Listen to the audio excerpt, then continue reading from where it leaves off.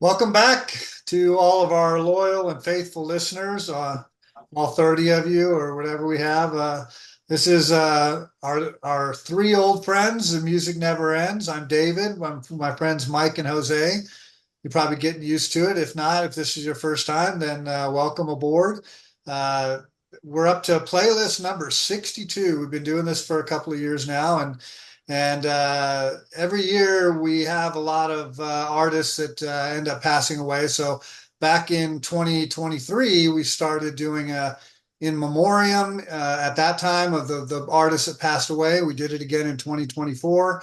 So it's kind of this is our third installment of that, and we'll probably continue to do that.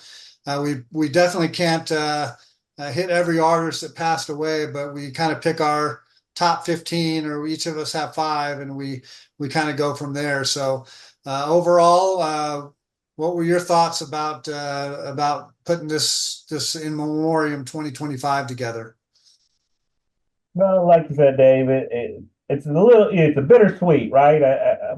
We want to honor these guys, but then we've lost these guys, so we're never going to get them. If you ever wanted to see them live, or if you ever always appreciated their music, but now they've passed away, so it's bittersweet. But I'm glad that we kind of remember them. It's that kind of thing where, hey, and they bring back good memories. And I think we pretty much hit most of the, like you said, most of them. You sure we're going to miss a couple of here and there, but at the same time, I enjoyed listening and remembering and trying to come up with memories of the people that we picked and why we picked them. Yeah, I mean, there were some the music I like of my life. I mean, and especially I was thinking a lot of these, it was stuff that I really remember from my childhood. They were either were kind of big then, or their music was at least out there. And so, yeah, like you said, bittersweet. But we are celebrating them, and um, there's not much else I can say. You're right, though. It is. It is. I know. In all candor, I was lobbying for two playlists. Looking at it now, okay, maybe it was a stretch, but there were some good ones, really some good ones. So it was hard. Well, we'll jump into it here. Then, if you look at the artists of the 60s and 70s, and now even going into the early 80s, many of these artists are now in the twilight of the years, late 70s, early 80s.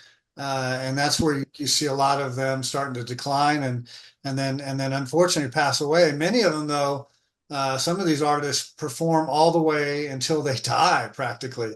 And really, a good example of that is starting off the list. I started off with Ozzy Osbourne, who played his last concert a couple of weeks or so before Uh-huh. he passed away.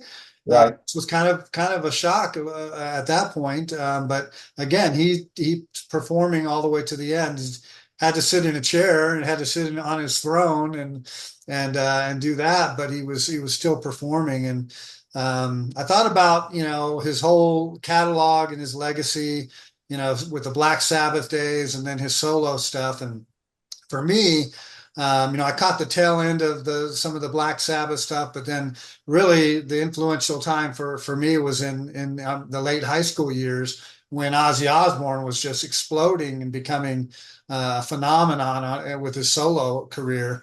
And so I had lots to choose from. I listened to a few tunes to try to pick maybe one that I gravitated towards.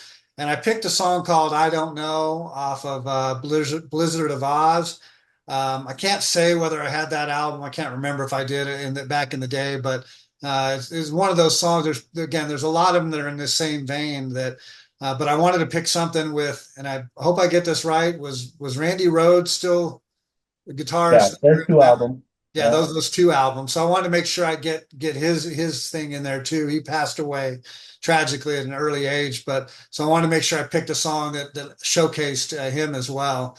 And I think again, there's probably five or six songs that are just like this one that are in his catalog that were really good. And I don't know, something about this song. I like how how it starts out, and then you always get that little soft instrumental melodic thing in the middle, and then he gets back to the hard rock. And then at last comment, when I listened to it, I used to think, man, this is hard rock, rock, rock. And I think back and I listen to it now, and I'm like, man, this doesn't sound as hard as I thought it did in the day. And yet it's still a very great piece of music. So that's how I thought it started out. Yeah, I didn't have, in fact, I'm not sure I actually bought an Ozzy album, but I did have, there used to be this radio station in Dallas, KZEW, that I listened to a lot, album-oriented rock, and they had a giveaway. They press, well, I guess they press, I don't know.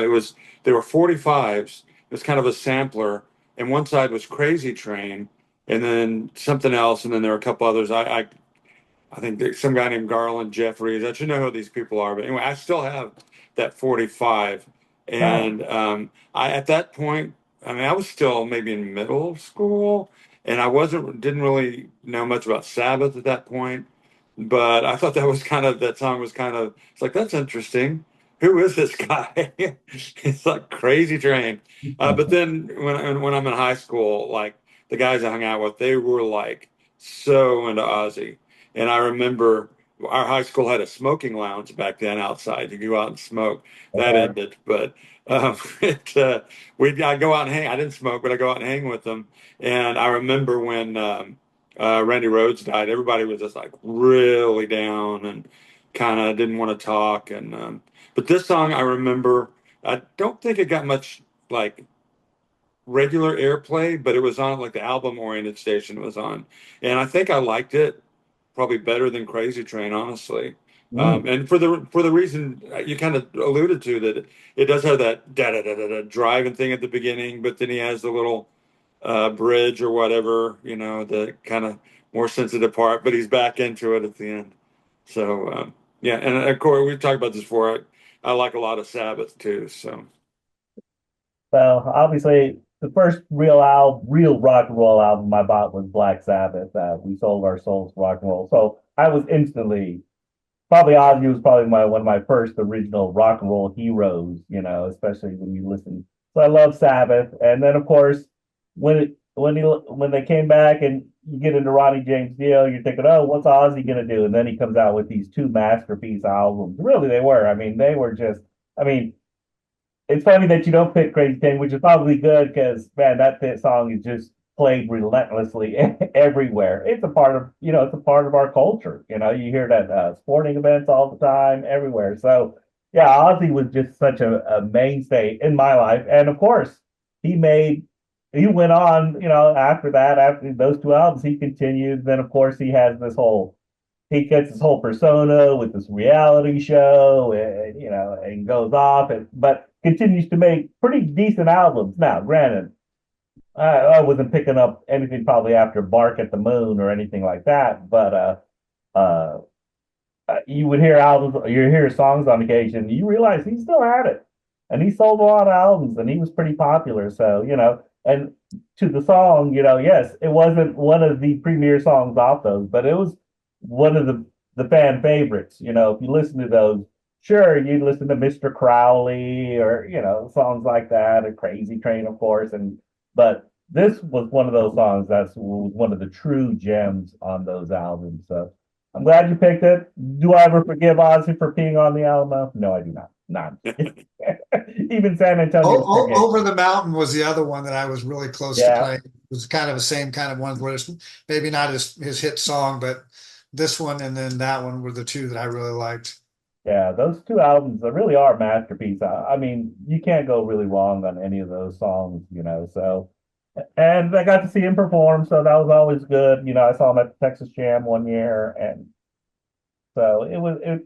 You know, he was a performer. He was one of the true legends. So from there, I tried to go a little more rock and roll, and I went with Detroit Rock City for Ace Frehley. Ace Frehley passed away. He was a big thing. Now, again, in our youth, these kind of things evolved like Kiss. Kiss is the great, and Kiss was a massive thing as well, and the makeup and all that stuff that went with it. Did they play great music? Well, you learn older as you get older. It probably wasn't the greatest music, pretty standard, but they were a force. They were something to be reckoned with. They came on the scene and really, elevated themselves. And it's funny because you picked Detroit Rock City and picked that song, and sure, it's not my favorite Kiss song. It's one of those songs, that you hear all the time. I didn't realize again as I went back on it, that song doesn't start for 1 minute and 30 seconds. You get the whole car crash sequence, all this stuff. So, but I thought Ace really, as much as whether you think Kiss is critically good or how good they are, you can't deny that they made an impact, and he was part of that original core that did it. I mean, he had his own, the Starman, and you get all excited when you start playing his solo, and smoke would fly out of his guitar, and you just thought, man, they were a spectacle. So I thought that's what I went with.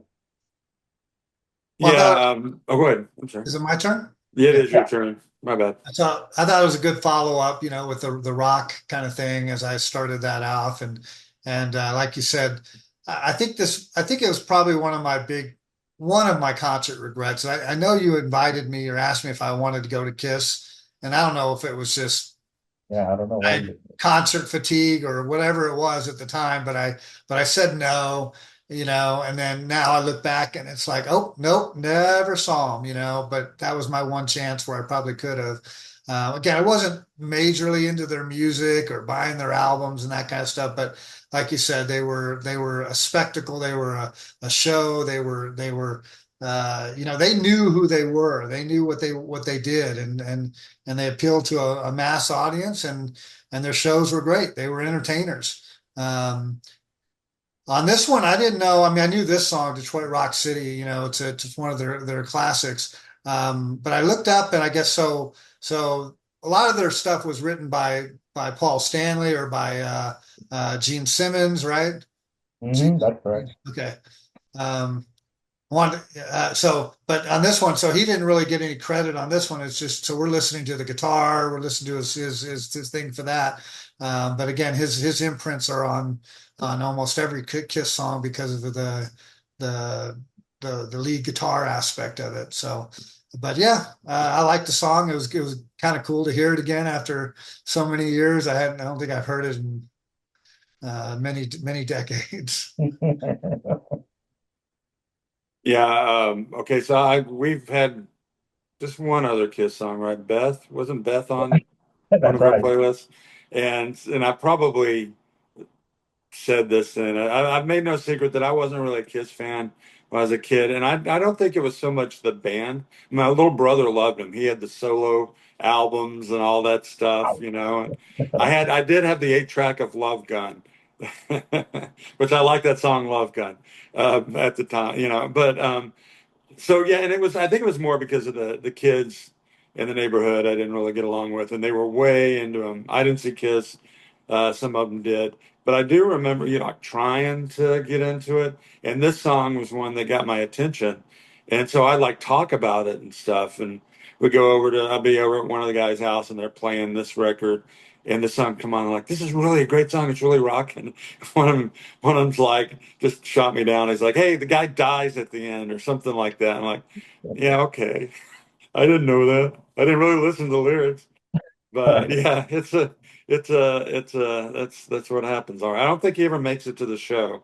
He's still trying to get to the Guys, show yeah. But well, if you really listen to the lyrics, they're kind of confusing, and it's really not that great of a song if you really start dissecting these lyrics. Like, it's kind of a silly song. yeah. Well, it's not a bad song. Yeah, it's what kids like who you said they knew what they wanted to do.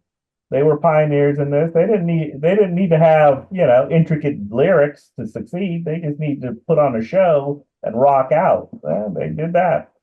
Yeah, I think for the guys I knew that went to see the show, that was like just the spectacle of it was as much of anything else. Right. Uh, I guess I don't know, they were spitting blood or it came out of their mouth and all kinds of anyway. Fire. Fire, yes. So I look at my the ones that died this year, and there was nobody that I really had on my list that comes close to the type of music of either the two prior songs. So I just had to go with, and actually I picked the song I picked. is because it references pigeons and kind of was thinking of Ozzy a little bit, bats and doves, which apparently the doves were actually pigeons, not doves. But anyway, whatever. You look it up if you want the whole story there. Anyway, so I'm with this guy Tom Lehrer, let's see, poisoning pigeons in the park. It's a novelty song. I really like the guy's music. It was all kind of that, but he was very talented. And he had a very short period of time where he was, he did a lot of political satire and stuff. I guess you could. Oh, who was that guy that used to be on PBS? He'd have that Mark Uh, Russell, kind of that, a little more acerbic than Mark Russell, and a little bit like some Randy Newman, But he had a very short period, like the maybe late 50s, early 60s, and then he kind of walked away from it. And he had songs like, let's see, let me look. Actually, I have something here. He did songs like, okay, so there's one, The Elements, where he basically sings all the elements on the periodic table, but to the melody, the tune for Modern Major General from Pirates of Penzance. If you're familiar with that, it's like da da da da da da da da da. I'm So a he's modern doing it that fast. There's Barry M da da da da da da. Anyway, and he's playing at the same time. So he was talented. He had let's see, he did some protest music like "We'll All Go Together When We Go" about nuclear war. But then he kind of toward right about the time he finally was like, okay, I've done this. He made this comment.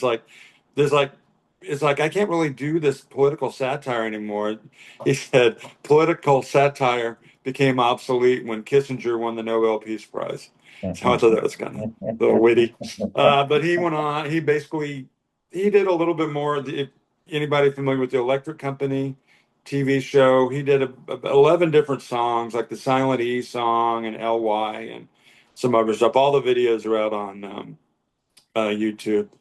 And then he kind of stepped away mainly, and he was trained at Harvard, and went on to MIT, and then went in the military, whatever. And he returned to academia, basically retired, and spent the rest of his life teaching math and musical theater, which I thought was an interesting yeah. combo. And then the last thing I'll just say about him, in 2000, one of the last things he did related to his music, he just put it all in the public domain and said, nobody needs to pay for it. Just do what you want with it. So right now you could go out, any song we play in here, we could play on the video, whatever, and be no trouble. So far, that's the only one I think we've had on any of our playlists. That's the case. But didn't we have a Tom Lehrer song before? Oh yeah, yeah, yeah. No, I'm sorry. I mean, who their music's in the public domain. Oh Yeah, yeah, we had that. We yeah. had that Christmas song, the commercial Christmas Right, song. right. That was good too. You Mhm. know, I don't know why this didn't click for me just right now, but now I remember watching all those PBS, but because I'm a PBS watcher and have been, of course, back then, Dave knows this, our four channels, would you have three, ABC, NBC, and KLRN, or the PBS station, so you could watch Monty Python. But on those rare occasions you flip over there and you're like, oh, this guy. He's good. And then you start listening to this because you're younger, well, who's this guy? Why isn't Monty Python on at this time? Or, but they put him on like on the drives and stuff like that. But then once you started watching it, you're man, this guy's pretty clever. And now it's all kind of rushing back to be like, oh yeah, that's right. That's that guy. And you'd want to change the channel, but you couldn't because he was extremely fascinating and very clever with his lyrics. So I'm glad you put it on. Now that it's all coming out, and I love the song too because, of course, who sings it's about wanting to kill pigeons. And That a squirrel or two. right.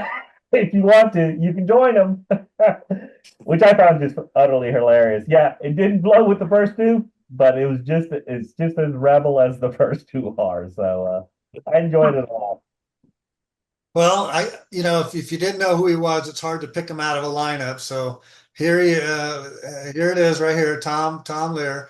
My dilemma on some of these pictures was, do you pick them when they were in their heyday, with dark hair and everything like that, or do you pick them later in life? I kind of tried to pick to more when they were in their heyday, other than the Peter Yarrow one below it. He's an older guy there, but when I started looking at pictures of Tom Lehrer, they had pictures from the early 60s when he was really, really young and doing his thing, and so yeah, he's got that shtick and whatnot. And I thought the contrast, the diametrical contrast between the rock and then putting this on was good, because that sometimes works too. Yeah, we're gonna go from hard rock to poisoning pigeons in the park. And like I said, yeah, he's got a good way of words, and very talented, and so definitely be missed, for sure. Later on, I'll talk about something else, about songs about political commentary and doing those things, but um, it's actually probably not that different from Peter Yarrow, who was the next person I picked. So that kind of went well.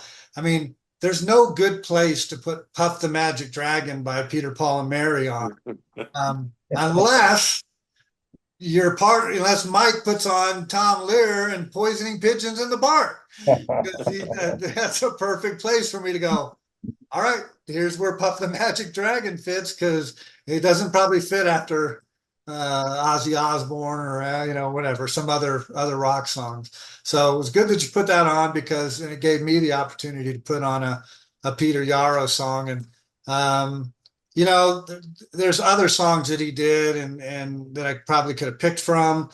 He was big in civil rights and political activism and doing those kind of things. So he has lots of songs about those kind of subjects too, which would have went well. But I just went with, I guess, the one that's most iconic and most popular song.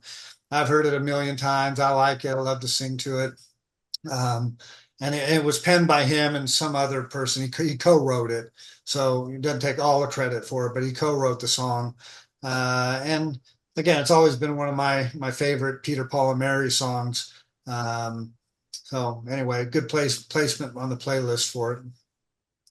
Yeah, I had when I was a kid, I had this record, which is I guess the 45, but I remember it listening to it a lot. And of course, you don't really get when you're a kid, you don't get the part about the kid growing up, the kind of I guess tragic part of the song.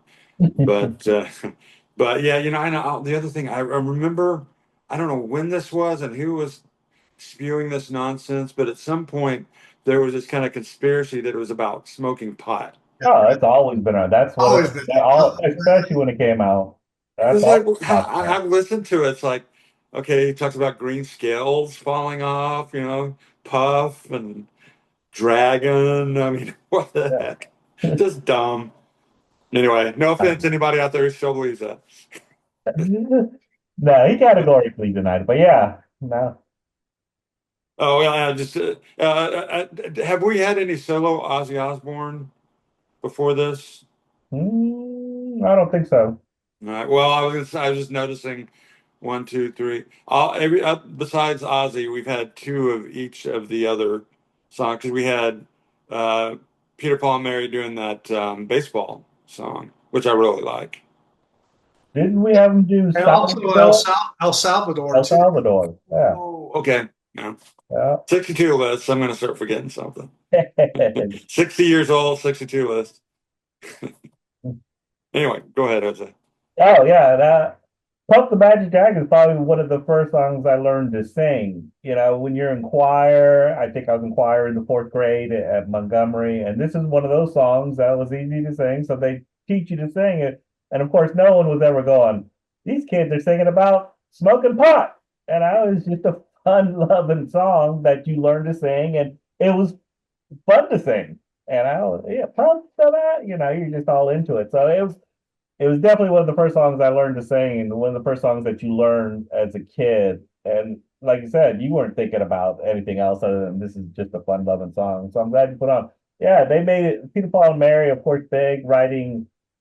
I'm not gonna say writing the coattails of Bob Dylan, but they seem to love to cover his Bob Dylan songs and make millions of dollars off it, which of course they did because in the end, they were highly talented, a highly talented trio that could pull that off. And so as part of that folk thing, sure, you listen to the Bob Dylan version, and of course, let's face it, give or take Bob Dylan's voice, or you accept it or don't accept it, but you have now Peter, Paul, and Mary singing "Blowing in the Wind." That's a whole different version, and so. But I'm glad you picked this song, because you could easily have gone with one of the covers or one of their anthems, but this definitely has. Could you imagine Bob Dylan singing Puff the Magic Dragon, Then you would say it was. Deep by the Sea? Then you would say it was smoking pot. I'm smoking pot. That would have been good. He should have covered their song. Oh my God, yeah. So yeah, I'm glad it was on there. So kind of going in the same way in the 70s, I went with people who did smoke pot, I'm sure. It was I went with Sunrise, Donna Jean Gotch John, excuse me, Donna Jean Gottschalk, who was a member of the Grateful Dead from 1972 to 79 with her husband. They joined the band after kind of Pigpen. He passed away. They were kind of part of it. They were originally part of Jerry Garcia's solo band, so he just kind of integrated them in. And Deadhead fans are divided on Donna Jean because let's face it, sometimes her wailing could be off, but she would always attribute that because she couldn't hear anything because of course you're in a band with these five other guys playing music, and let's face it, the sound systems weren't like they were. Having said that, she also added a great element to it. There's nothing like her in the backgrounds of like Scarlet Begonias or you know, Fire on the Mountain, where she's in the background playing in the band, she would add her little element. And sometimes it was spot on. When she was spot on, she was spot on. And of course, she had this great musical background.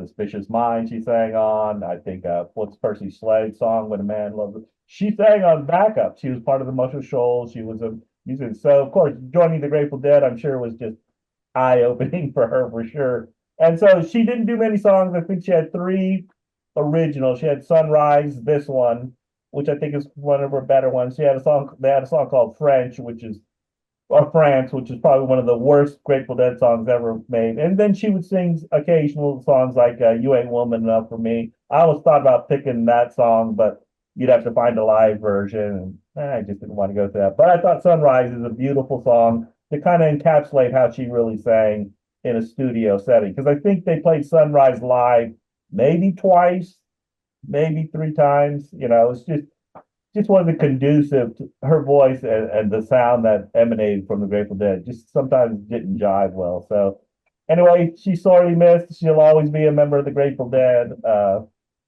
So I'm glad that I can get her on. I think it's a great choice, and coming off the acoustic Peter Yarrow, and then into the to the Grateful Dead was I think it was beautiful, and I love the song. It's maybe one of my favorite on the playlist. I didn't really know this is the bad part about it, where I didn't really know anything about her or anything, and didn't know the history of like what you just described. But I did own the album. Then I had two or three Grateful Dead albums, and as I said before, when I played Terrapin Station was one of the albums I own. But Yeah, sadly, if you told me about this song, I would not have remembered it. yeah. Like it's not like I flipped up, pulled the album out every time and said, I'm putting on Sunrise, on that side. I probably just listened to Terrapin Station more than anything. But actually, though, there's another cool song. Is it Estimated Profit? Is that on there too? Yeah, Oh I heard that recently, and I'm thinking I might have to play that Bob Weir song because that's a cool song too. But yeah. but I hadn't listened to that side of the album very much, and so I'm like, but as I'm listening to the song, and then they weave in elements of Terrapin Station into the song. They go, you have that da da da da da da da da, whatever it is, and it's you hear that little vibe, that little that cadence and that vibe of the song from Terrapin, and I go, wow, but it's not Terrapin. It's just they put that little lick in there in the song. Again, I thought it was a great song. Really liked it. Um, yeah, not much more to say about that other than again it brought back memories of Terrapin because it had that lick in there, and I probably regret not listening to that side of the album more. Yeah, I could say the same thing. It's the last song on that side. and I probably did. I mean, yeah, you mentioned Estimated Profit and some other things. I was more familiar with those, but I do, Fire on the Mountain, and I know we had France on a playlist at some point. We Um, did. It's a softball one. but yeah, but I think did they have any other female singers No. in the band? Well, then, and so I mean, besides the Elvis thing you mentioned and everything, I think she really did add something to the band, a unique kind of sound during a period that gave, I don't know, broadens their sound. I think that's great. That and the song is really good. I don't recall. Yeah, I had this record too. I mentioned that, but I don't recall thinking this at the time. But listening to it more recently, particularly like I guess the intro maybe, and then just some of the stuff until they do that little clearly Grateful Dead kind of Jerry on guitar part, and then they go back. It reminded me a lot of some earlier Genesis. I don't know if it's the arrangement or I don't know, just try to listen to it sometime with Well, that. I mean, not any rocking thing by them, but for some reason I was like, oh, um, but that's just me, you know. So I went from there. I went on to Brian Wilson. I've talked about him a number of times on here. We've had at least I don't know how many. We had God only knows, but I think that might have been on that playlist that hasn't the very first the pre number one thing. I guess I think it was on there. Which if I hadn't have done that, that would have probably what I put here. I put good vibrations. He was to anybody, if there is anybody left on this earth who doesn't know who Brian Wilson was, Brian Jones is also dead. Yeah, he was very influential. I should have. Okay, okay, everybody take a breath. That was insensitive because actually, Brian Wilson is, I've been a huge fan of his music for years. I kind of look at it almost, it is part of the Beach Boys, but it's this other level to the Beach Boys.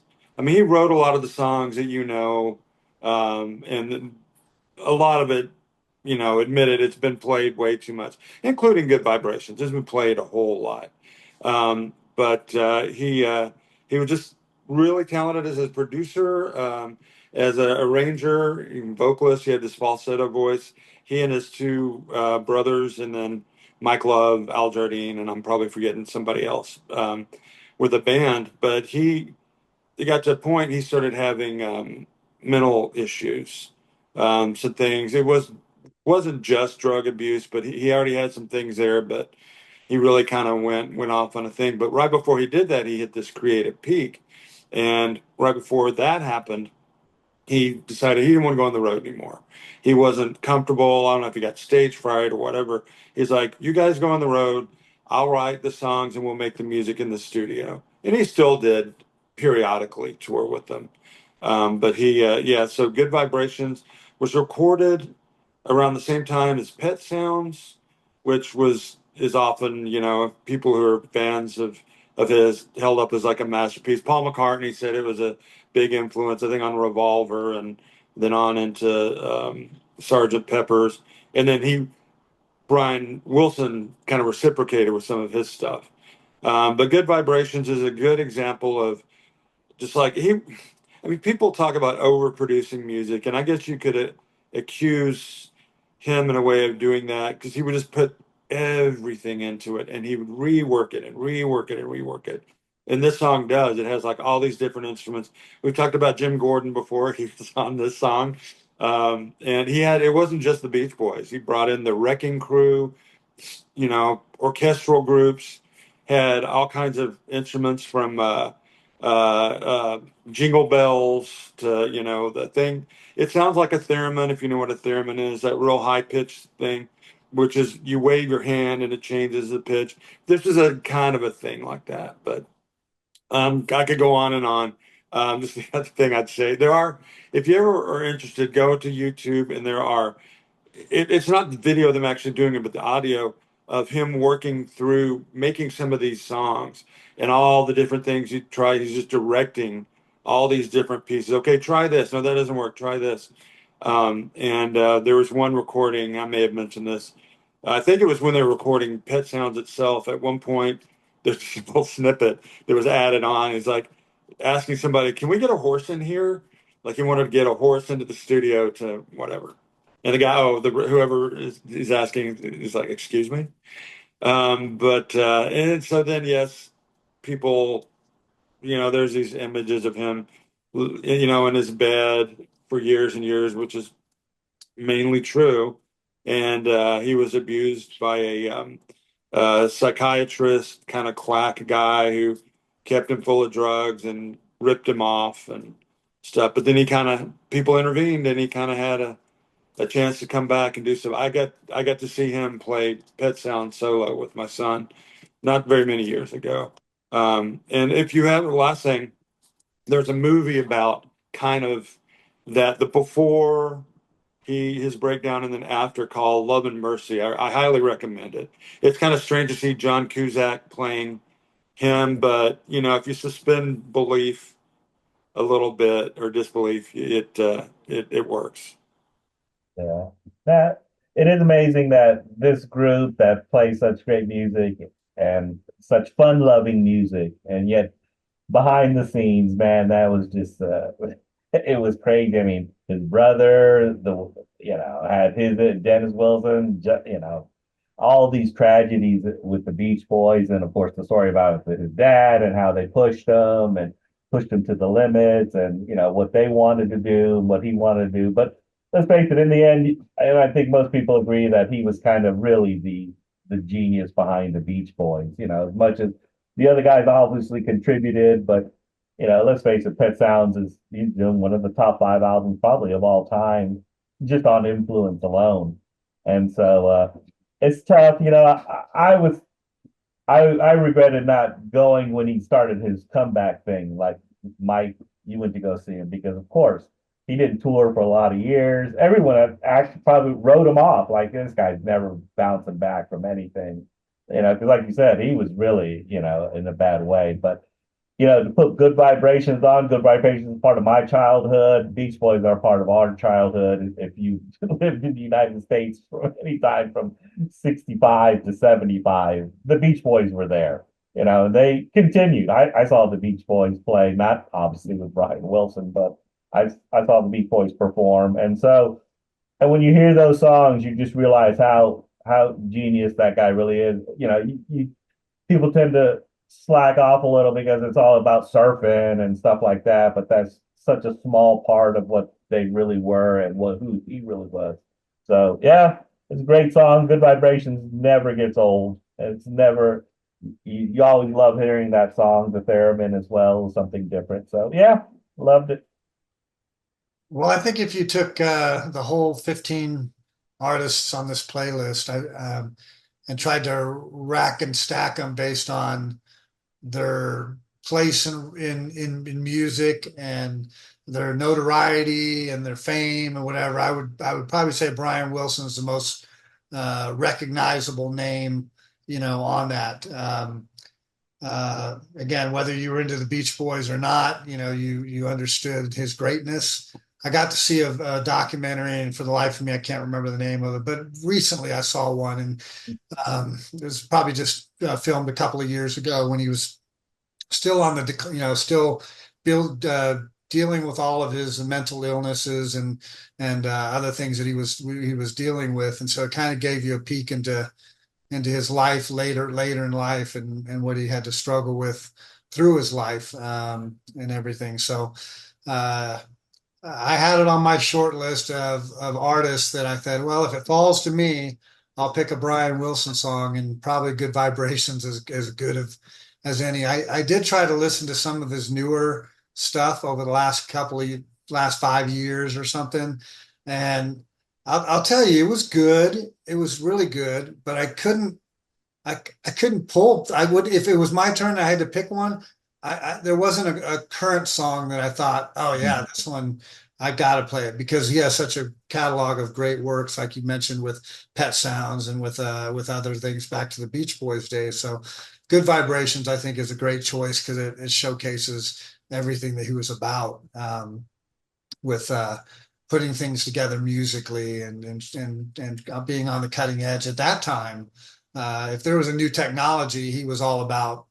Okay, back then they were probably only dealing with what 8 tracks or 4 tracks or whatever, and overdubbing wasn't done that much, and so. For him to go through and get the vocals just so perfect, they even say, just the I can't even explain it, but just the time series and the shifts and the way he goes from one chord to another and from one key to another. They talk about how brilliant it is. You never see that. I like when people try to break down the songs and show that and go, look, he's playing, G major chord here, and then he goes to a D sharp seventh. Well, but it works because he can hear it, and no one else can hear that. That's the brilliance that he has. So he definitely missed. From there, the next song was mine to choose, and had an opportunity to pick a John Lodge song. The song was "Talking Out of Turn," and I don't know if you two picked up on this or not, and if it's just a weird little quirky thing. But when you get that from the Good Vibrations or whatever that sound, and then in "Talking Out of Turn" at the beginning of that, they have a similar kind of a thing. It's not the same. I'm not comparing it like one for one, but it has that same little. I don't know, something weird about it at the beginning of Talking Out of Turn. And I didn't think about it when I put it on, but as I listened to it a few times, I'm like, man, that goes pretty cool right after Good Vibrations. So John Lodge was a member of the Moody Blues. So you have that whole catalog of stuff that he did. Now, he wasn't the most prolific writer of all their songs either. He would do, oh, hey, I'm just a singer in a rock and roll band, or he'd have, he had 5 or 6 of his signature songs that he wrote. But as a bass player, all the Moody Blues songs he was contributing and doing that. Well, this one was off of an album from I think The Voice from 1981 ish or something like that in that time frame. And it's just was always been a favorite song of mine, and I'm gonna a little emotional. I've talked about him before. This is a Tommy Topol song. This is a song where Tommy would like crank it up in his Toyota and go, Dave, you got to listen to this, man. This is great. It's Moody Blues. It's the new album, and he'd put this song on or whatever. And that's the thing. I think the first time I heard the song was in his little Toyota Corolla or whatever he had there, and just jammed out to it. And again, it's just a nice song. There's nothing special or magical about it. It's got a good chorus, verse kind of composition to it. I do like the way it has some syncopation to it as well, where it's like it's not always on the first beat of the measure. Because he kind of goes, talk, let you slip through my fingers, talk, and so it's like on the second beat that the melody comes in on that, which is people won't pick up on that, but that's a really cool thing that you don't see very often in music. And so again, this song has always been in my mind and my heart. I've liked it since I first heard it back in 1981, and I'm gonna miss John Lodge a lot. One of my favorites, and we're losing a lot of the Moody Blues players have passed away, and now Justin Hayward is still alive and still performing, but I think all the other ones I think have pretty much passed away. But um, super musician and great song. Yeah, I had this record and was a Long Distance Voyager before that, and then there was another one. I can't remember the name of it. It just looks like some kind of Greek temple or whatever the album was. It was after that. I don't know. Anyway, I had those 3 records. I really got back into them, and I saw them this tour. Um, they had the unfortunate position of opening for Stevie Ray Vaughan. It was a very good show. It's just, then he comes out but what are you going to say? But my first, kind of the first songs that first got my attention, I swear I'd have been in kindergarten, but singer in a rock and roll band, which he did. Isn't Life Strange, which I think was another one of his. I almost put that one on. I really did. That was my next choice. And then Ride My Seesaw. All of those, or Seesaw, whatever. I think all of those were his compositions, I think. But yeah. So, and you're right. He didn't, he wasn't the most. He didn't sing as much as, I guess, Hayward. But it's great stuff. I like this music. I don't remember if. I don't think it was on a playlist, but I know I heard it. It must have just been when I used to listen to the record. Um, so yeah, I appreciate it. I'm sure back then it's been on a playlist because if you hang out with Dave, you're gonna listen to the Moody Blues a lot. Not that I minded at all because I loved it, and it really introduced me to the Moody Blues. Dave did, and this was one of those songs that you're like, this is great. This is some of the best music I've ever heard. And God and the Moody Blues were part of that. And Dave, like Dave said, Tom would be playing it as well. So it was a part of our lives, really. And the Blues, thank God we got to see him the one time after they made kind of that they rebounded with that. What was that one hit that it was about? I forget what it was. It was a huge You know, sensation. you're out there somewhere is one of them. Yeah, The edge of something, the yeah. on the edge of night or on the In uh, your wildest dreams, or wildest In dream. wildest dreams. That Yes. man had the video. And so anyway, we don't have to actually let's focus on John Lodge, who's like part of the Moody Blues and fit perfectly with these guys. And you never heard any division and and they let them do their own things that have solo albums and stuff like that. But John Lodge was, like you said, kind of the quiet one, but contributed so much to their sound that it made Moody Blues. Without him, it's kind of hard not to think about them without him. And so, you know, again, I'll say, like Dave says, it brings back a lot of memories hearing that song. It's like the memories by Tom Lehrer. I mean, things just flood back when you hear that song. I'm walking like I remember this. This is good. It's probably I think one of my favorite songs on the playlist because it's such a beautiful song. And so and I agree with you, Dave. The transition really works well with the song before. What was it? Or Good Vibration. So yeah, overall, just a great selection. And so then I kind of went trying to stay in the same vein a little, but I went with "It Makes No Difference" by the band because of Garth Hudson. Garth Hudson passed away. He was the last living member of the band to pass away. And like John Lodge, wasn't the most prolific. It wasn't really out in the forefront like Levon Helms or Danko or obviously Robbie Robertson, but he was so instrumental, no pun intended, in bringing the band sound. Played the organ, but he was also in charge. Played the saxophone, so you hear that. So when you hear "It Makes No Difference," which I think is one of their top 10 songs, uh, I just love that song. And I just picked up Robbie Robertson's book about his time in the band, and he starts talking about Garth Hudson. And little thing that you didn't know, like he was he was a narcoleptic. He could fall asleep at any moment. He was formally trained. He was kind of a weirdish dude. It's almost like, why is he in the band? But they realized how his musical knowledge was so key to their sound that's why they could, because they already had an organ player with Richard Manuel. So why you need another? But he was also because of his saxophone playing, his horn playing, and then when they did the Rock of Eight, if you ever heard of the Rock of Eight album, he kind of helped solidify the horn section. He was in charge of their arrangements. So again, not the most prolific member, but definitely one of the most influential members of the band. And this song really kind of captures it. And I think I heard this song somewhere when Robbie Robertson, it seemed to just fit, this passing because it doesn't sometimes, when you pass away, sometimes it makes no difference. So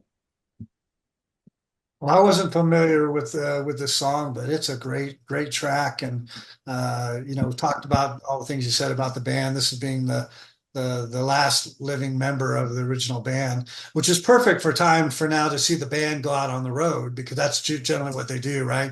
No founding members, but we're still playing, All right. like Kansas. yeah, right, one of those kind of things. But so yeah, you mentioned I kind of secretly hoped that when I went scrolled through the credits that I would say, oh yeah, this is Garth Hudson. He wrote the song or he sung the song or whatever. But neither was true. It was a Danko kind of a song, right? Um, but uh, but that's okay. You know, you're celebrating his legacy in the band that he was in, and that's the brilliance of it. He was a great musician, a great artist. He'll be missed for sure. Um, what some of his other songs though that he did pen and do was the night they drove old Dixie down was one of his. I think Up on Cripple Creek might have been co-wrote by him or something. Go Rose, yeah. So some of the bigger the songs by the band he did have an influence on. So secretly, I guess I was hoping to hear one of those and then scroll down and see that he did it. But you know what? It makes no difference. Well, first, a year ago when we did this playlist, Robbie Robertson was on it. Okay. And it is sad to see them all go. They were such a significant band. Some people just know the weight or up on Cripple Creek, and it's just like you're missing so much if you don't check out. And this song, um, it's one of my favorites. It's just Rick Danko's voice was such passion, and it's a sad thing. It's such a powerful song. Garth Hudson plays the sax on here, and I think he also played accordion on some things. He was like multi-talented. He may have been the most versatile as far as instruments of everybody in the band. And then you put this on before, Jose, and I had considered it if I put up Chest Fever, particularly because that intro, he's on an organ, and it almost sounds like Bach for a second, Toccata and Fugue or something like that. But then That's it what goes it into is. say what? Garth Hudson would slip in stuff like that in reading the book. That's what he could slip in those things. Because of course, when you're in a rock and roll band, no one knows you're playing Bach or Mozart, but because he was classically trained, he could sneak those little phrases in there, and of course, make the song that much better. But at the same time, yes, at the same time, it melds into the song where he still kind of picks up the rhythm of the song. And I like to point out that you mentioned Garth Brooks, so maybe I'll get a pass on Brian Jones. Anyway. Cool, Brian Jones. Yeah, so oh well, I guess it's my turn next. Boy, I mean, I just couldn't say enough about the band, but so I went with Bobby Whitlock, who this is okay. So this song is called "Tree in the Garden." It's off Layla and other sorted love songs, which I think a lot of people mainly think of as Clapton and then Dwayne Allman, but actually Bobby Whitlock co-wrote some of the more prominent songs like Bell Bottom Blues, which I almost put on here because I love that song. But he had one that he contributed that he sang on, which is "Thorn Tree in the Garden," which is I think it kind of follows the other one kind of well. It's a sad song about somebody losing somebody or they're seeing it going or whatever. Um, I so I knew kind of in all honesty when I used to listen to this record more, originally this would be one. I think it's the last song on the record or the CD, whatever. I wouldn't necessarily, I might not listen to it, but it came back later, more mature, I guess, and I really appreciated it. But he also, oh gosh, what was he? He was in Delaney and Bonnie and Friends.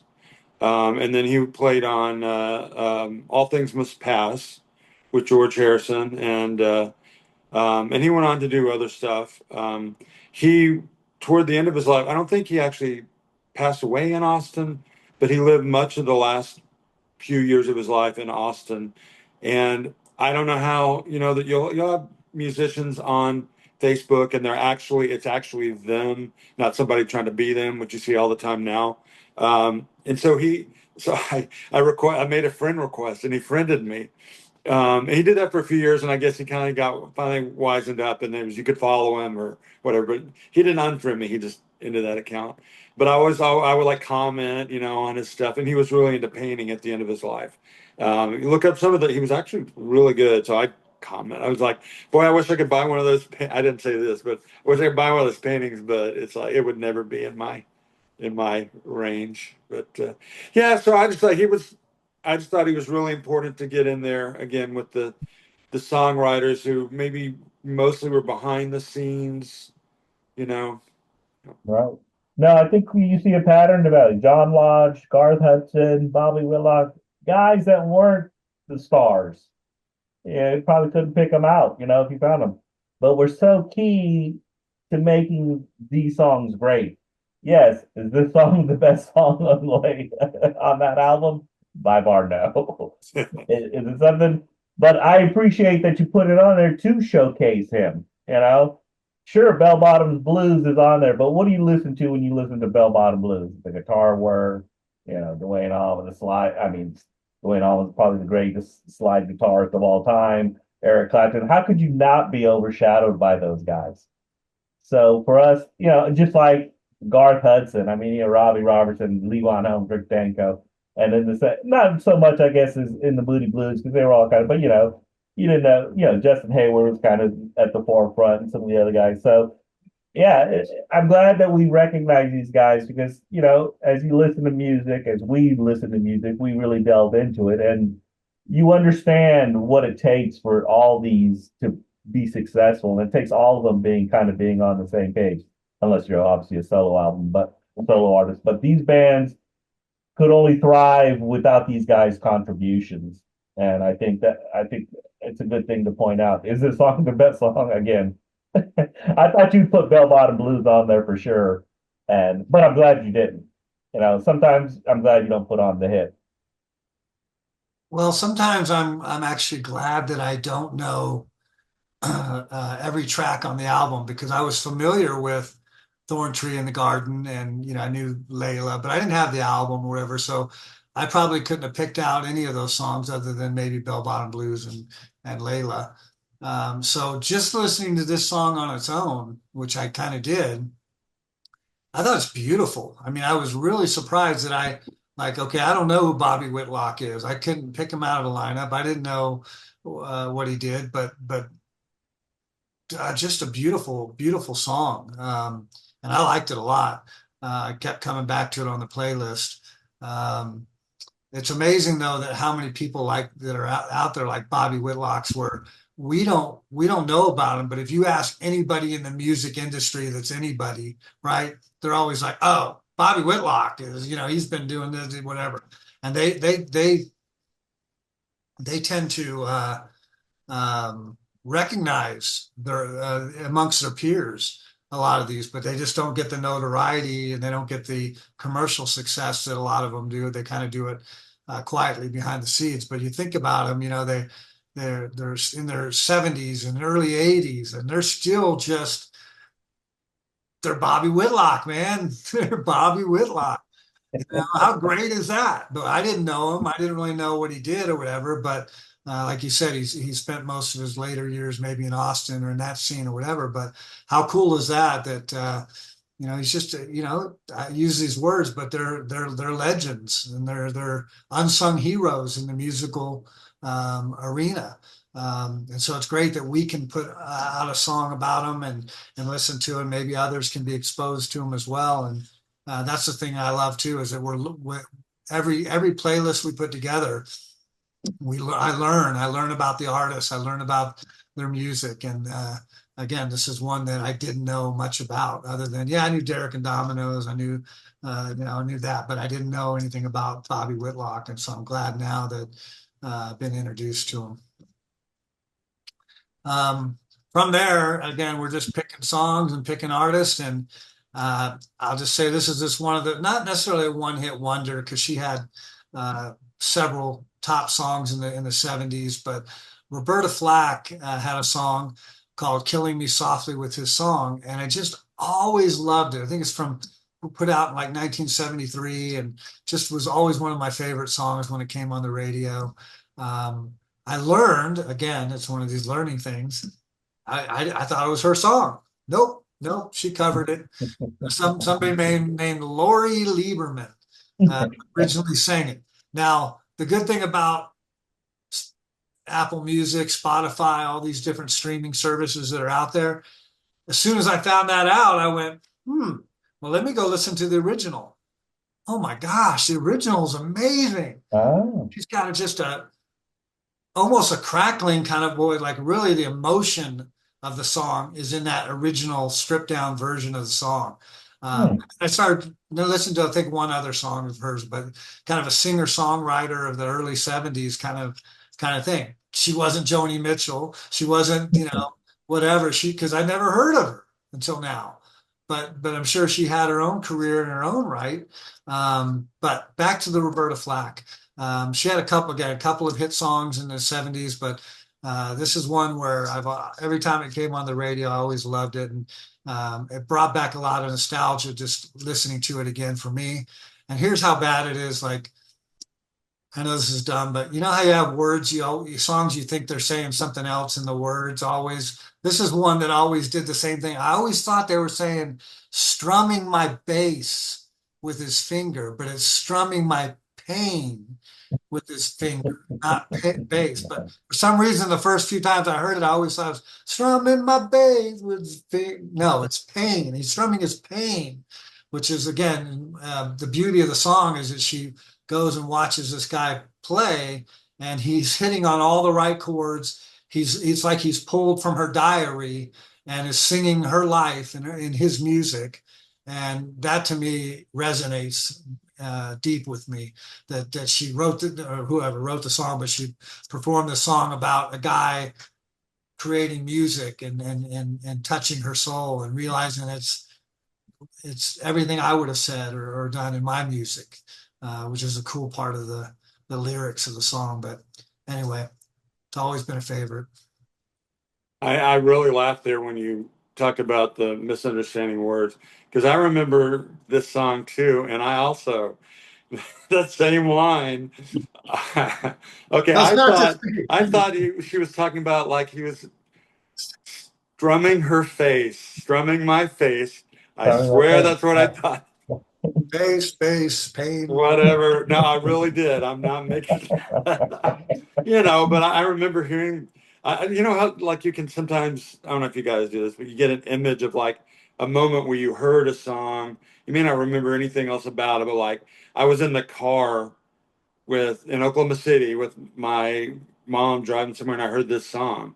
And the other one she did that I really remember from back then, maybe the same album, is The First Time Ever I Saw Your Face, which is another just, it wasn't necessarily, I never owned the record, any of her stuff, but there's no denying, the beauty and emotion and what she was doing. There were others I can't remember.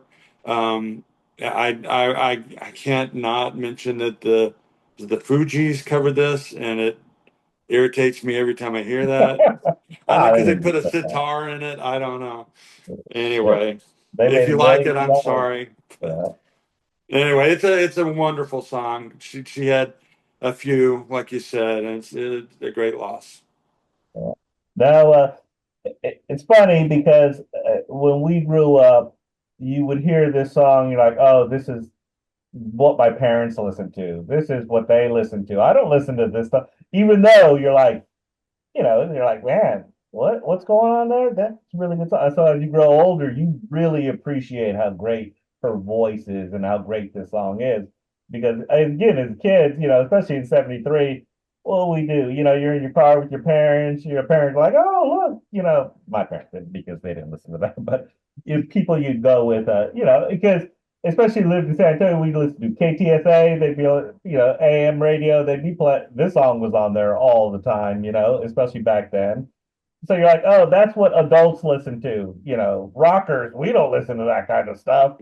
But you find out in a hurry, you listen to that stuff and you love that stuff because it is such a fantastic song. And her voice is so beautiful that yeah, you just can't get away from it. And so yeah, it was a staple in my childhood, just like all of ours, you know. And that says a lot that because I'm sure there's thousands of songs that probably just flew by, but this song stands out.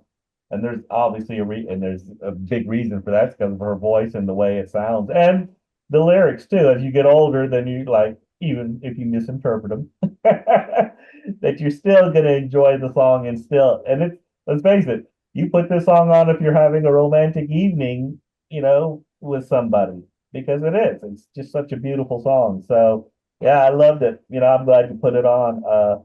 Again, it's like y'all said, it takes you back to the early '70s. It takes you back to that being in the back of someone's car and having to hear it and going, what am I listening to here? So from there, I went with a little different direction. I went with "The Harder They Fall" by Jimmy Cliff, reggae, which I'll admit that's not how I heard this song. I heard this song because Jerry Garcia band used to play this song all the time as part of their set, especially in '74, and it kicked the butt.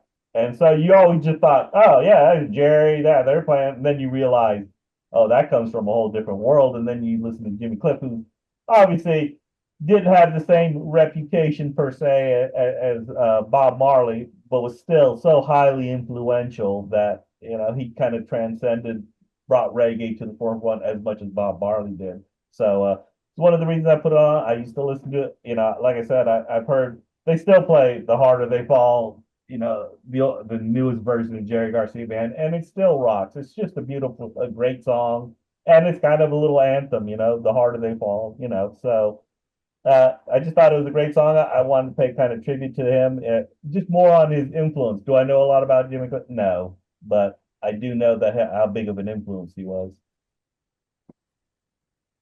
Well, we talk about playlist order a lot of times and the flow of things, and uh, you guys are really good at it. I think from the the Bobby Whitlock, Thorn Tree in the Garden, and then the Killing Me Softly. They were kind of flowing together real well there, and then into the Jimmy Cliff with the reggae.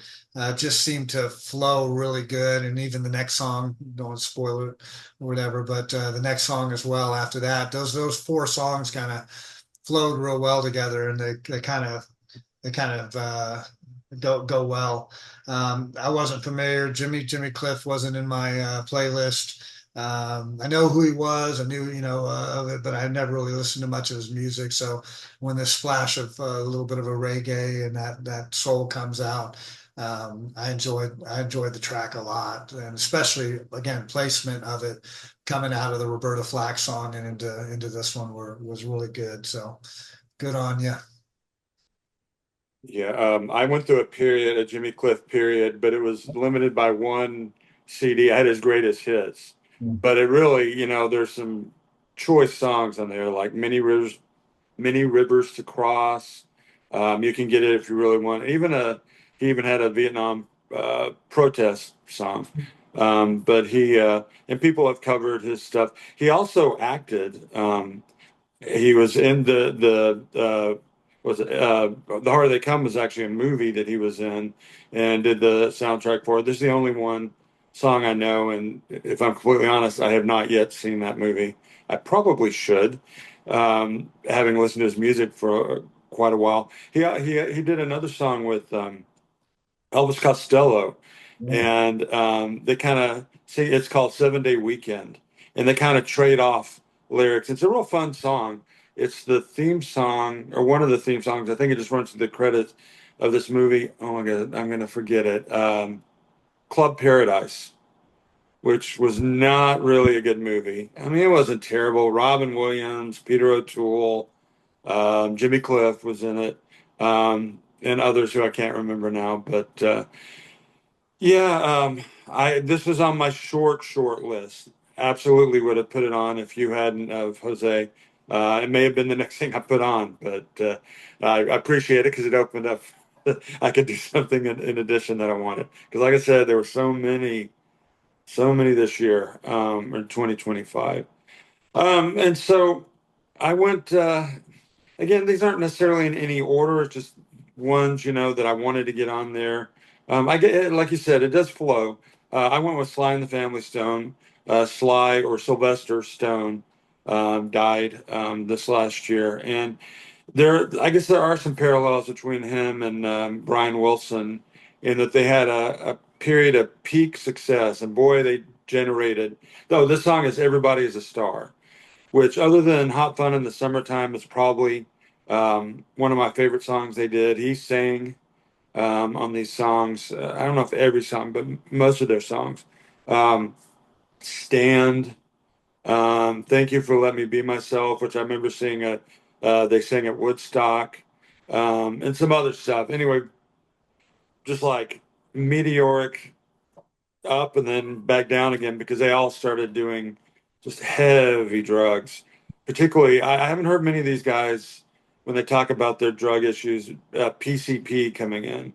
But that's some stuff I would know. Just everything I've heard about it, and it really did the paranoia and stuff. It ground them down pretty quick, and everything they did after kind of that point, they broke up. It broke them up because of that, and everything they did after that, just solo or whatever. He just never really got it again, and he basically disappeared from sight. And except I remember one time, I don't know if it was the Grammy Awards or I don't think it was the Rock and Roll Hall of Fame, but it was something where the rest of the band came out, and he comes out and he has a mohawk, and he comes out and he kind of sings for a little bit because it was I think it was Stevie Wonder was singing, and I don't know that he was necessarily expected to come out on stage, Sly Stone, but he did. He comes dancing out and sings a little bit, like a line or two, and he goes dancing off stage again.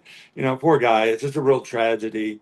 But we have these songs, You could argue that he was lost a long time ago, even though he lived till now. But just I can't go on enough about. And again, I have their greatest hits record, but everything on there is just so awesome. Yeah, I show you that I'm a complete nerd and I really don't change. If you think I've ever changed in my life, I really don't. I was watching a PBS special just the other day, and it was on funk and the evolution of funk.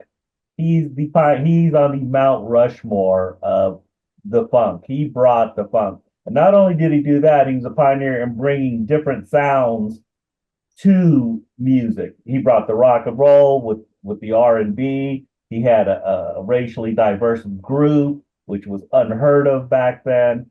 And then of course he introduced us to Larry Graham, the bass player, who kind of changed bass playing forever. So he's such a pioneer. It's a shame, just like kind of like Brian Wilson, where their antics off, what they did and drug abuse, and they disappear, and he flakes out, like he would schedule concerts and not show up, gets completely overshadowed by such a major impact of what he did. I mean, what he brought to the forefront. No one was doing what they were doing. Sure, yet he was the forebearer of Parliament Funkadelic. He was the bridge between James Brown and Earth, Wind, and Fire, so to speak. He brought all that. So it's a shame that he doesn't get recognized more simply because of, yeah, he was a flake. I mean, he flaked out. He did too many drugs. He was a casualty of that. But everything that he brought to music, I mean, we don't have. Let's face it, you don't have Earth, Wind, and Fire, the Commodores, if you don't have Sly and the Family Stone. You don't really have Parliament Funkadelic if you don't have Sly and the Family Stone. So yeah, I can go on because obviously Regency bias because I watched that special on Funk, but I just thought, man, what a major influence, and it's a shame that we tend to, oh, well, remember the time he did this or the time he didn't do this. Well, let's and this song. Let me get to the song. Utilizing all different singers in the thing just goes to show you everybody's a part of this. Everyone contributes. I don't care, black, white, woman. Hey, if we're playing good music, we're doing good music, which was, of course, again, unheard of in 1969, 60. You wouldn't be bringing in, he had a white drummer. Black people get like, hey, what's that guy doing? And so I just thought, He'll be missed. I'm glad you put it on. I'm glad you put this song on because it isn't one of the classics.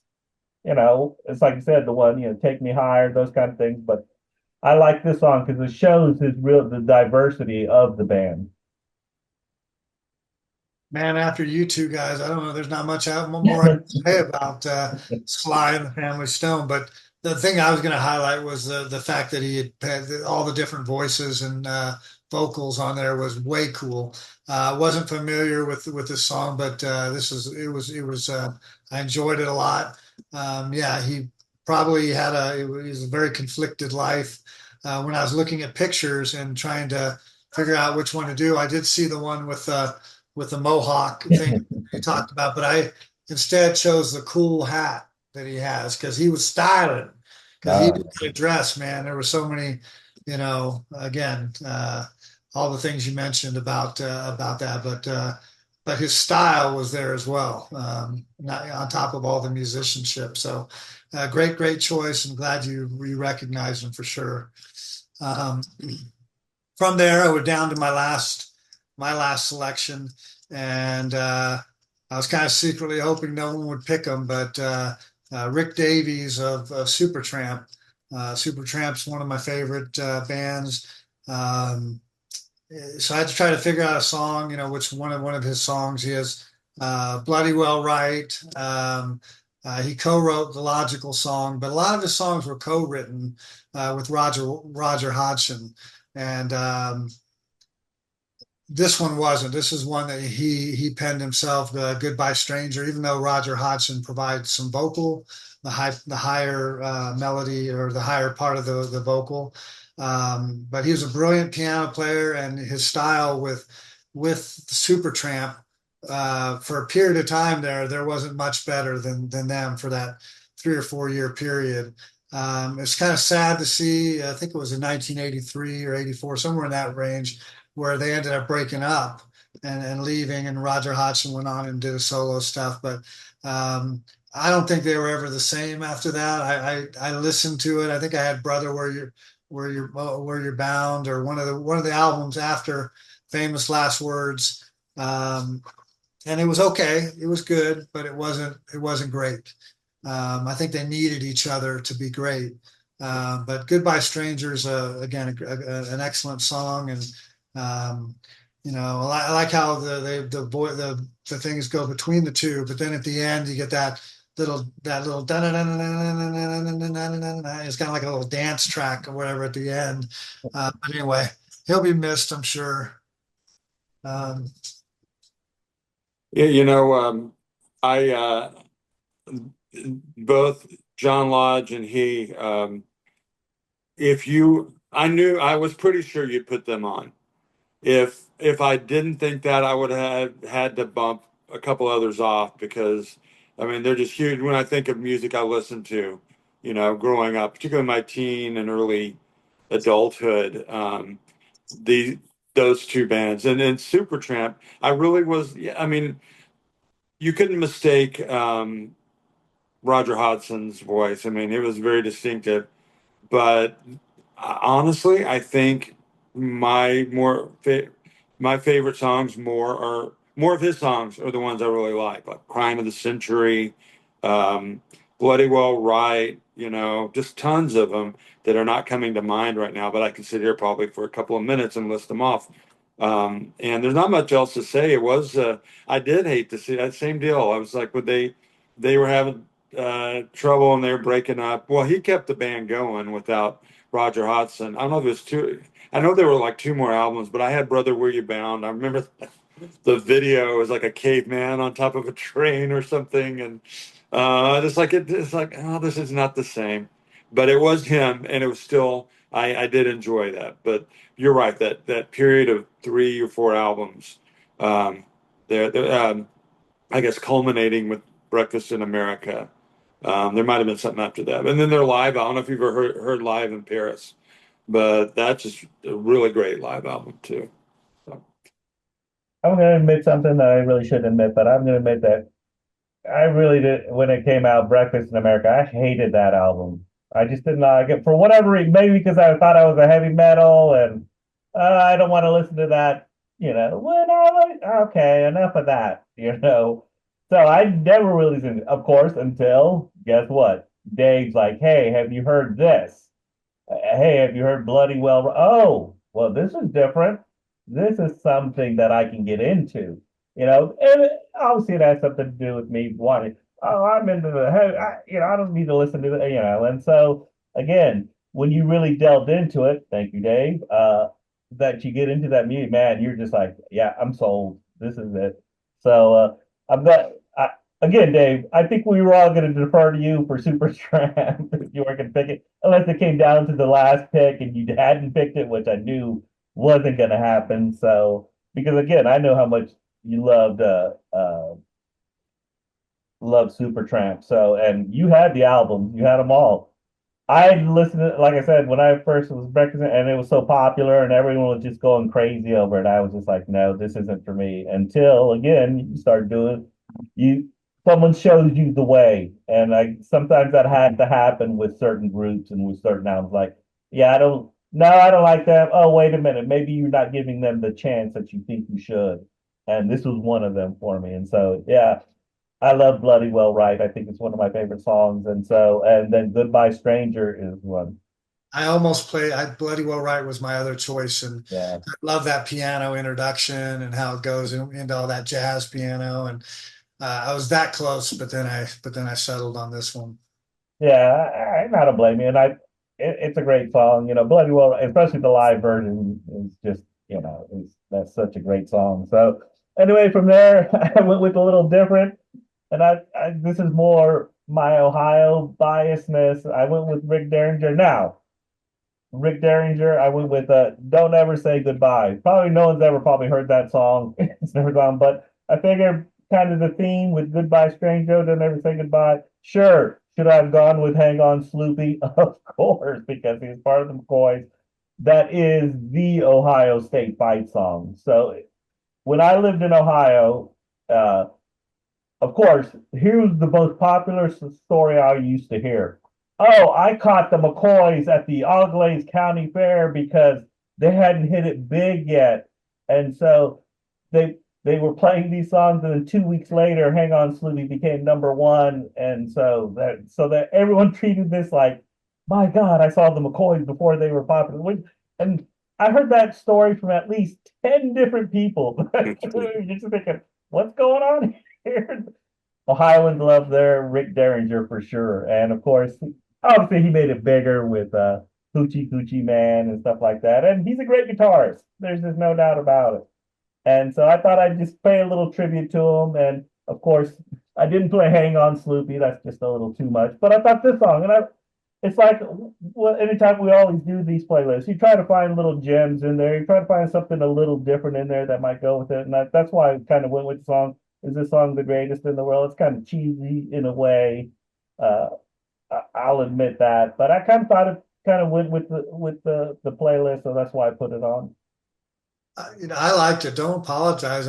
Again, I think it was one of those when you could get the theme "Goodbye Stranger" to "Don't Ever Say Goodbye." That's bonus points right there. Sometimes it doesn't matter how good or bad the next song is, wherever. But the next song, it was good.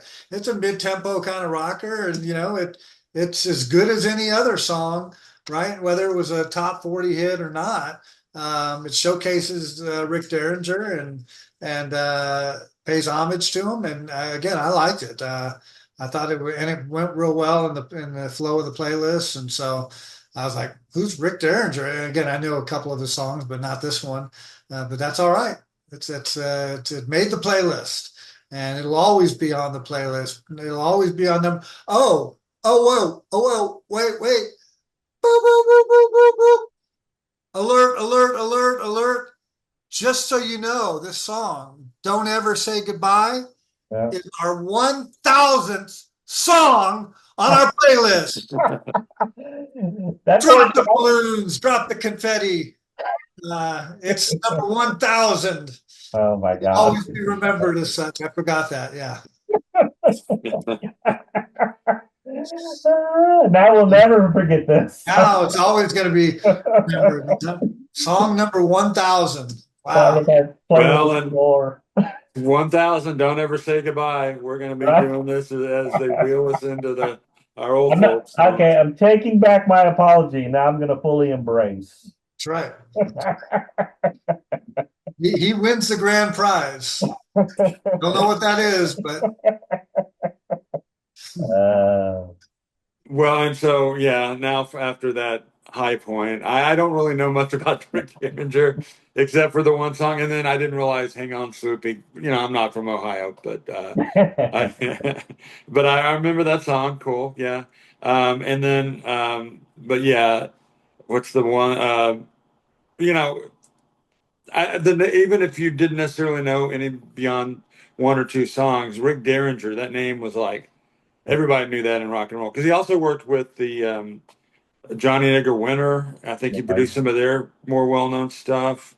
And for the longest time, I'd be in a situation doing whatever, and I would just throw out there, somebody say "Keep Rocking" from Rock and Roll Hoochie Coo. If you're familiar with that line, there's not really anything else I can add. I'm glad that we got him in there. And okay, so I had somebody I personally like his music. So this is I'm gonna Mark Volman, but he didn't go by that toward the end. After a certain point, he and I'm gonna Howard Kalin, excuse me, much more commonly known as Flo and Eddie. They were founding members and kind of the peak of the Turtles. Happy Together was their most well-known song. They had another one, Eleanor, which is kind of, I don't know, it's all right. It's kind of interesting. It's, I don't know. I'll leave that alone. But Happy Together, I've always loved that song. It's just a well written song. Um, they that I guess that was kind of maybe their signature song. So when the Turtles broke up, they were legally unable to use the turtle. These two guys from the band could no longer use the Turtles in reference it in any of their music. Not only that, they were limited in use of their actual names because they were so associated with the Turtles. Now I don't know how long that continued. At some point you would think, you could maybe they just decided not to challenge it, whatever. So they took on these other names and personas. So it was Mark Volman was Flo, which was short for fluorescent leech, and then um, Howard Kalin was just Eddie. So it's Flo and Eddie, and they never really had anything. They didn't have anything as big as those songs. Pretty soon after the Turtles broke up, they joined the Mothers of Invention, and were with them for a few years until they had to take a break because some crazed fan or jealous boyfriend or whatever jumped up on stage and knocked Zappa down and broke his messed up his voice box and all that. So there was a big hiatus. So they started doing their own stuff. And so this, you guys I don't know if you've heard it. It's song's called "Keep It Warm." Strangely enough, it's a personal favorite of mine. It's an interesting song. There's a lot of darkness to it, with kind of a more optimistic thing in the at the end. But it's I don't know. I don't know why I like it so much. I think it's partly well they reference so much that we are knowledgeable about in 60s and 70s history. I mean the Beatles are in there. The Brian Wilson, they talk about, kind of his and Good Vibrations, actually singing a little bit of that. His kind of falling apart. The Texas Tower shootings, Reagan, all these other things. And it's really kind of dark stuff. And you would be not somebody wouldn't be blamed for saying, why are they being so light on these, flipping on these really dark things? But I don't think they were. I think that was just the way they did it. Of course, in the last line is about, had, get a baby and keep the baby warm. That's like they're like, forget this other stuff. The only thing I was gonna say, I heard this story. I think I maybe heard it in an interview with Mark Volman. But after their time in the Mothers of Invention, some record producer, whoever, somebody funding their record, was saying, "Hey, can you guys do something more like Happy Together? You know, something warmer, not the funny stuff anymore." And I heard that's where the lyrics or the title came from, and the lyrics are built from that. I don't know if that's true. I couldn't find it, trying to find it recently, but thought we'd end with "Keep It Warm." Yeah, probably definitely the most interesting song on the playlist, and probably the song that no one's ever heard of, and you, but and I do remember these guys from the Zappa documentary because they do that was obviously a huge moment in Frank Zappa when he got tossed from the stage. It was like a 20-foot drop, and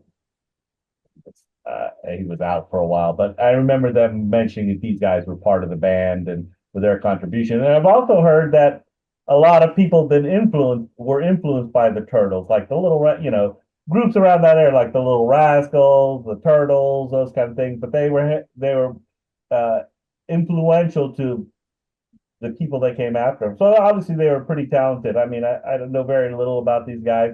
Obviously, we all know Happy Together, but I think that they were talented musicians that had, then they joined the Mothers of Invention, which I can only imagine was a trip unto itself. And so, I think they picked up some stuff there that probably helped them out. But yeah, they probably never have hit as big as, a Happy Together. So, but I'm glad, hey, we got to recognize these guys. Let's not let those guys, be forgotten. So, good choice.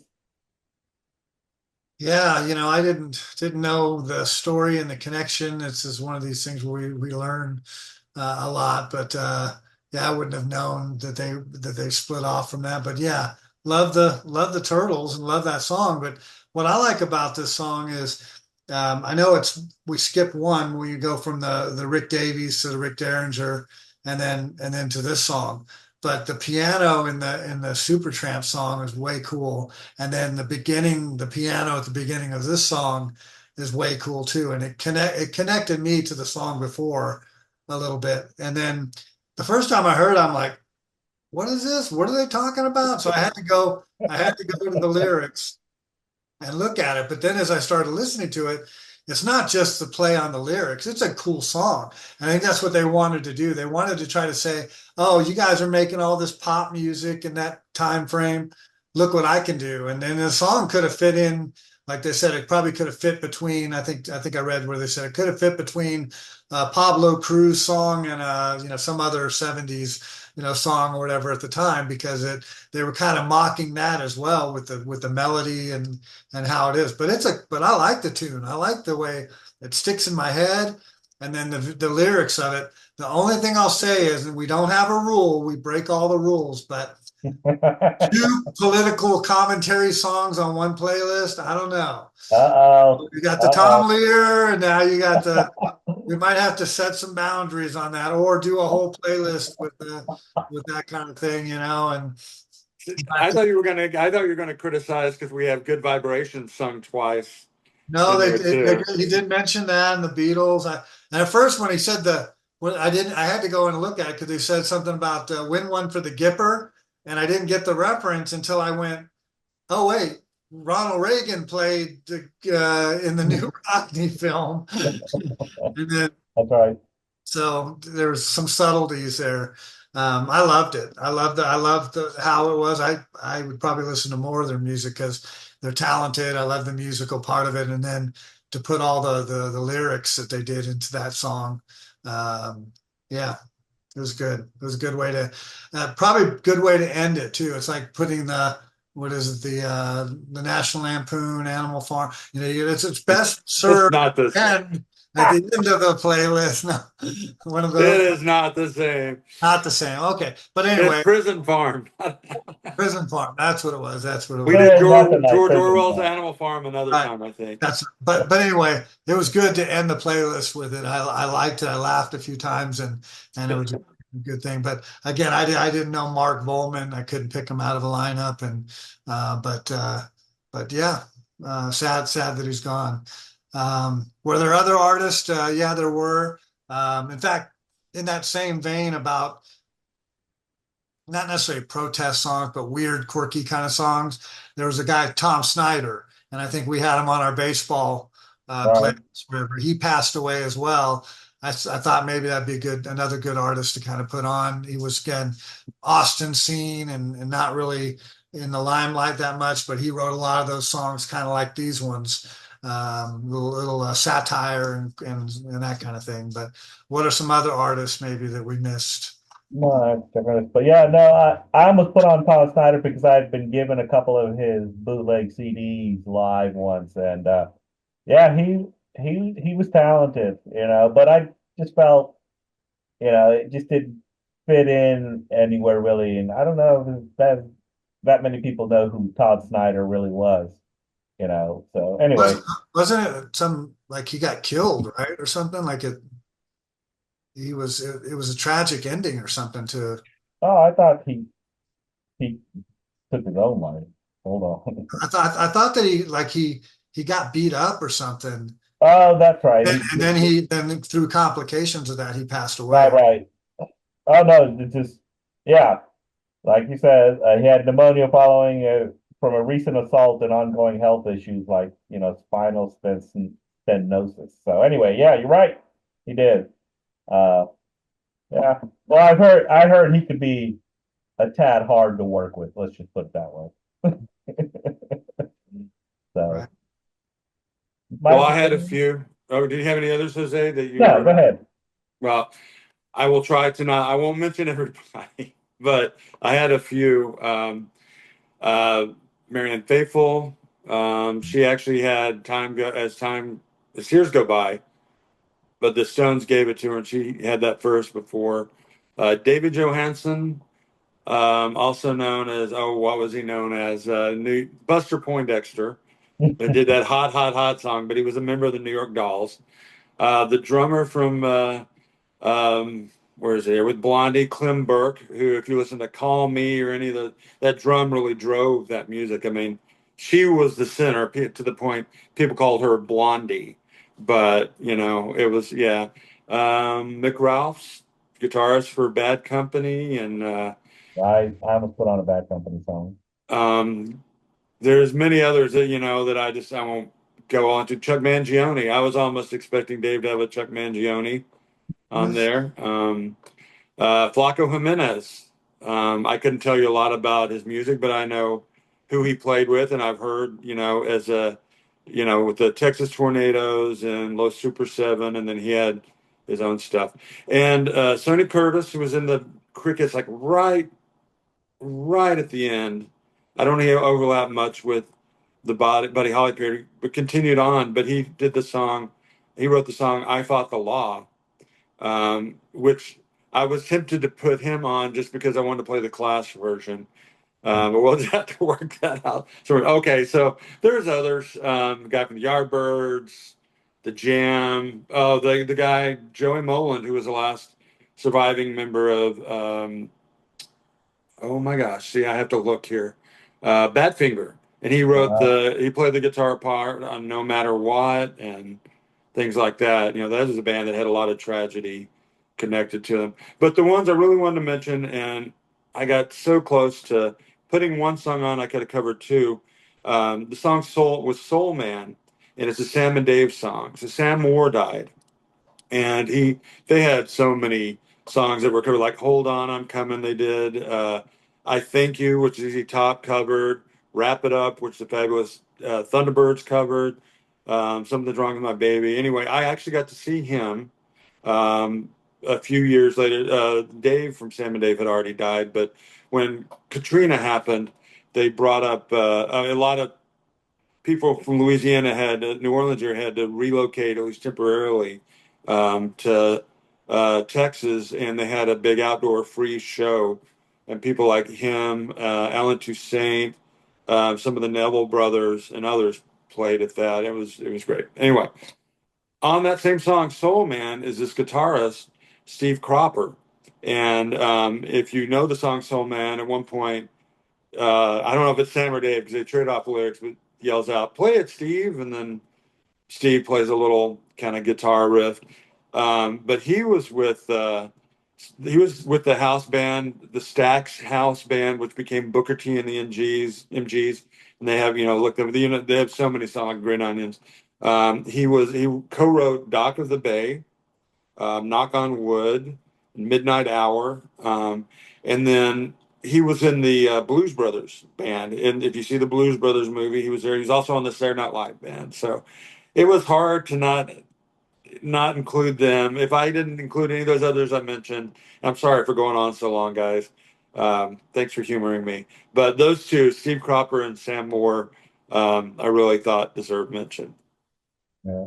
Now we're always going to miss a couple here and there, and I think Steve Cropper and Sam and Dave were probably, I think, would be the two biggest ones. But like you said, we got to limit our choices or not. This playlist will probably be 2 hours long, and which isn't really the greatest thing in the world because let's face it, if it's long, that means we've lost a lot of great people, And I think in the end, we do this every year, but and as we go through the year, like, oh, not another one, oh, not another one.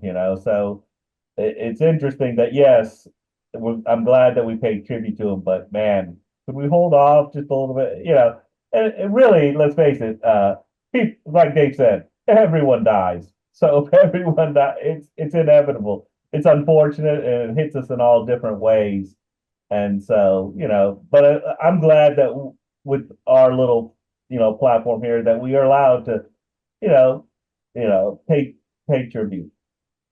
Yeah, and then down the road when we're whatever we go back to a playlist or whatever, right? We'll always be able to remember that. And it's sad that these musicians and artists pass away, but it's amazing that they have a legacy and their music will never die. Their music will live on. I wish I could say the same about my legacy, right? I mean, or Uh, something that you can produce that you could say, hey, yeah, but do you remember that song or that, they played in this band or whatever? And you'll always be able to remember that part of that. And so that's a cool thing that artists have, and movie stars and basketball players and other celebrities, have that as well. But it's nice that we can always go back and put on the 2025 in memoriam and listen to those artists. And sadly, we know of a lot of artists that are in their 80s and whatnot that are still performing, and it's going to be sad that when the year passes on in 2026. Again, I don't want to jinx any one of them or whatever, but we know who they are. There's the Willie Nelson who's 90 he whatever, will never die. not quite to know. But you got a lot of them out there. I mean, Paul Simon, people like that are just so iconic. And at some point, Bob Dylan, at some point, we're going to wake up one morning and go, Yeah, crap. yeah. But you know what? That day, I don't know how you guys do it or what you do, but if I hear something like that day, I always put on some of their music that day. Anyway. Yeah, I think the timing is such now that a lot of the music that we've really focused on over the years, those are the guys that are kind of at that age now, a lot of them. And so yeah, it's going to keep happening. And Dave, I would argue that we have, our children, and there are many things that we put out there that will carry us onward. I too, though, it's like, somebody can read one of my news stories even now, but it is what it is. These guys just were hold up their beacons, and music. You know how much music means to us. It lives on and on. It's part of everything I do. Yeah, I think I know where Dave's coming from. That's a whole different realm. Their legacy is worldwide. Our legacy is our legacy. We'll always have it. We have kids. And we've all done stuff that we're very proud of and what we've done, and people will remember us in the same way. But none of us is ever going to be remembered like Jimmy Cliff. None of us is going to be remembered by like any of the people on our list. So I know where you're coming from, Dave. And I agree with you, Mike. Yes, I have my son. Dave has a lot longer legacy than probably all of us, but we'll always remember, but not remembered like Jimmy Cliff or any of these guys or Ozzy Osbourne. So Yeah. Well, all right. Well, I think that's a wrap. Thanks for listening, and look forward to our next playlist, number 63. We don't know what that is yet, but we'll be putting out some more great music here real soon, and look forward to not only this but the videos that Mike compiles to for each of the songs. Will be great to see that too. So take care and happy New Year. New happy New Year. Year.